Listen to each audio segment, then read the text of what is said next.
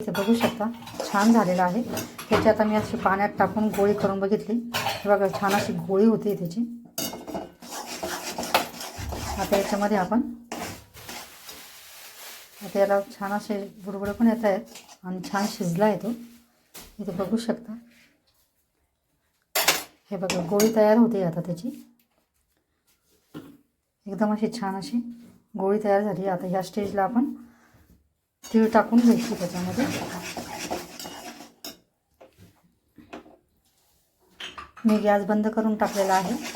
आता याच्यात आपण तीळ टाकून घेणार आहोत।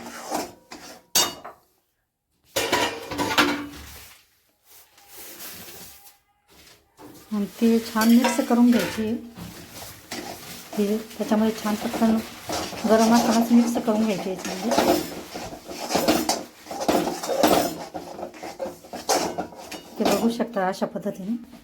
इथे बघू शकता आता आपलं हे छान गूळ आणि तीळ छान मिक्स झालेलं आहे, चांगला गोळा तयार झालेला आहे। आता याला आपण पटकन वड्या थापून घेणार आहोत, या तिळगुळाच्या वड्या। इथे मी गावरान गूळ घेतलेला आहे, या गुळाच्या पण छान वड्या होतात। तर चला आपण आता वड्या थापून घेऊ। मी ताटाला प्रथम तेल लावून तेल किंवा तुम्ही तूप पण लावू शकता, तूप लावून घ्यायचं। मी तूप लावून घेतलेलं। इथे बघू शकता मी ताटाला असं तूप लावून घेतलेले आणि बेलण्याला पण लावून घेतलेलं आहे। आता याच्यावर आपण ते मिश्रण टाकून वड्या पाडणार आहोत। असं आपण आता छान याला लाटून घेतलेलं आहे, इथे बघू शकता अशा पद्धतीने। आता याला आपण वड्या पाडून घेणार आहोत। हे गरम गरमच असं लाटून घ्यावं लागतं पातळ बेलण्याने।